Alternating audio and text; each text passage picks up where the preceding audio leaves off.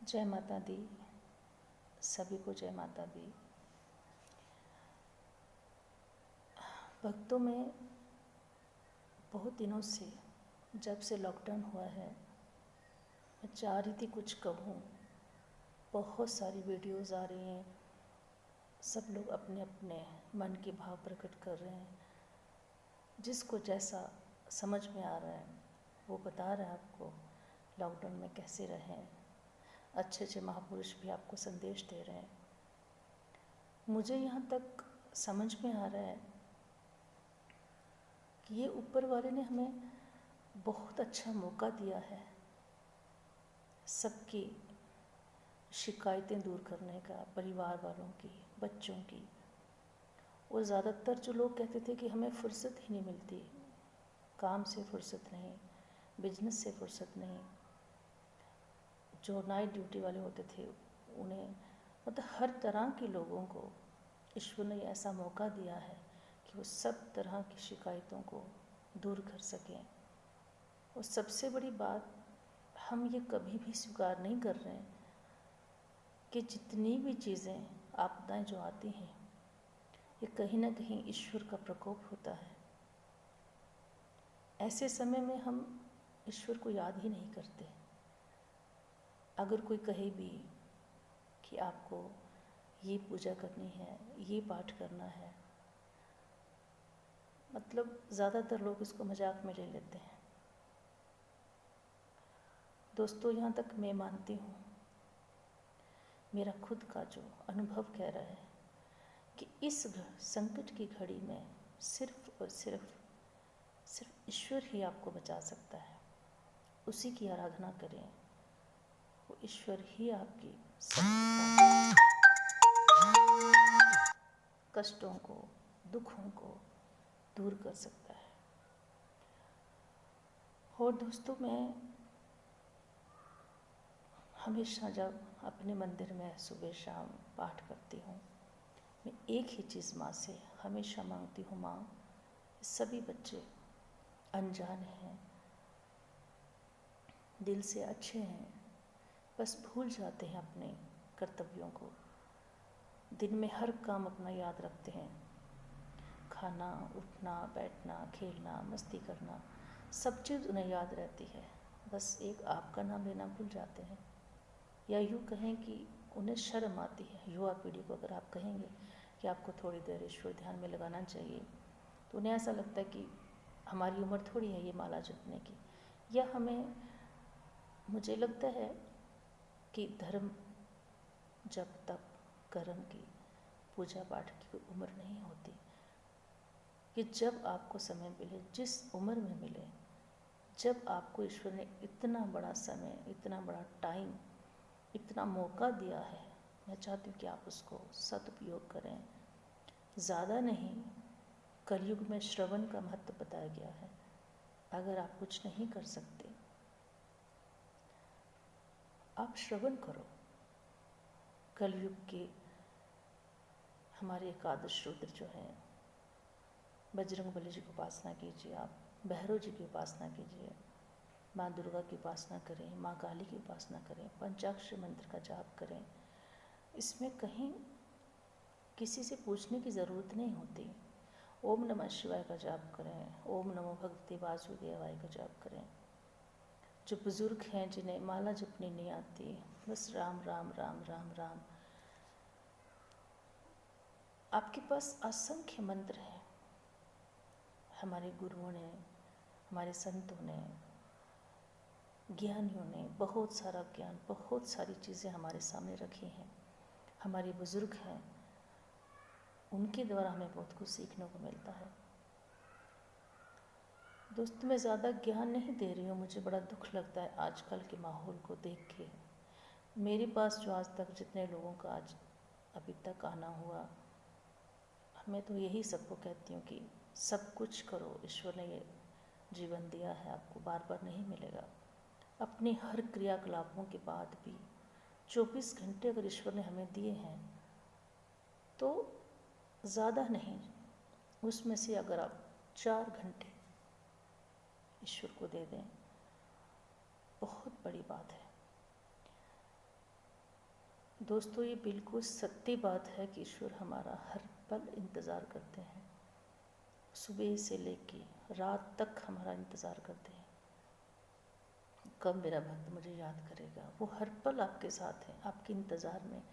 सोते टाइम तक ईश्वर सोचते हैं कि शायद अब ये मुझे याद करके सोएगा कि प्रभु आज का दिन आपकी कृपा से बहुत अच्छा गया। सुबह आपका नाम लेके फिर आपका स्मरण कर सकें। तो बहुत कम लोग हैं जो कर पाते हैं। जो करते हैं वो इस चीज़ को समझते हैं कि दुनिया की हर परेशानियों से वो मुक्त हैं। और बहुत लोग कहते हैं कि ईश्वर ने हमें दिया क्या, इतनी पूजा की हमें क्या मिला, इतने पाठ कर लिए हमें क्या मिला, इतना कुछ कर लिया हमें क्या मिला। मैं सिर्फ यही कहूँगी, ये पूजा पाठ भक्ति करने से उसका कोई रिजल्ट आपको नहीं मिलेगा। उसी टाइम आप चाहो कि आपने भक्ति की और आपने ईश्वर ने आपने को तुरंत फल दे दिया। ईश्वर हमारे चाहने से नहीं देते, हमारे लिए क्या अच्छा है, हमारी ज़िंदगी में आने वाला समय कैसा होगा, हमारे भविष्य में जो अच्छा होता है ईश्वर हमेशा वो देते हैं, ना कि हम जो चाहते हैं ईश्वर हमें वो देते हैं।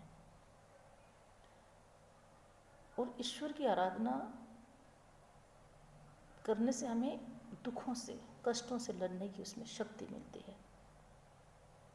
ये जादू की छड़ी नहीं है कि हमने पूजा की, हमने यज्ञ किया, तप किया, पाठ किया, तुरंत उसका रिजल्ट आपको मिल गया। मिलता है, कुछ देर लगती है लेकिन मिलता है।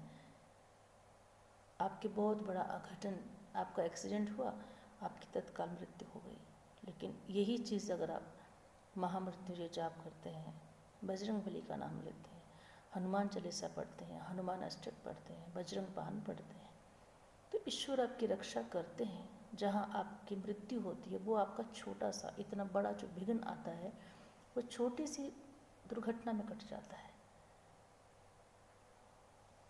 और ज़्यादा मैं ज्ञान नहीं दूंगी, मुझे ऐसा लगता है कि एक छोटा सा भजन ऐसे माहौल पे मुझे लगता है ईश्वर हमें शक्ति दें, मैं आपको सुनाना चाहूँगी।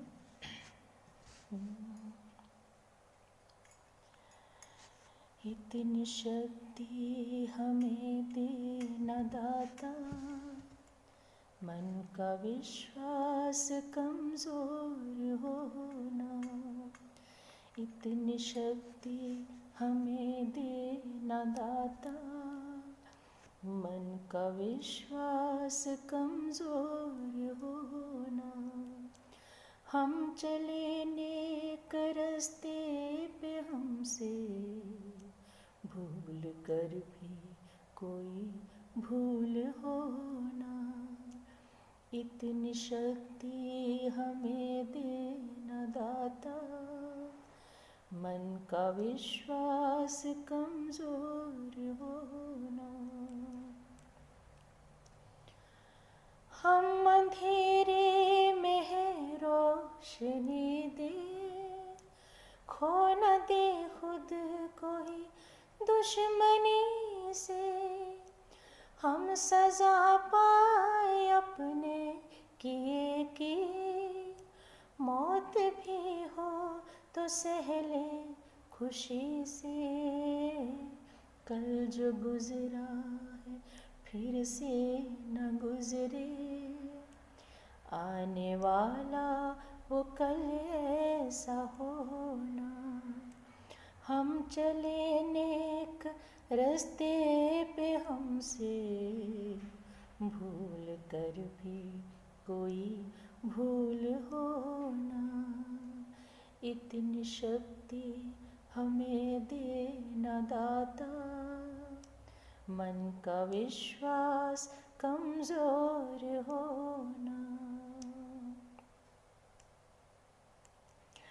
हर तरफ जुल्म है, बेबसी है, सहमा सहमा सा हर आदमी है। पाप का बोझ बढ़ता ही जाए, जाने कैसे ये धरती थमी है। वो बोझ ममता का तू ये उठा ले, तेरी रचना का यूं अंत होना। हम चले नेक रास्ते पे हमसे भूल कर भी कोई भूल होना। इतनी शक्ति हमें देना दाता, मन का विश्वास कमजोर होना। जय माता दी।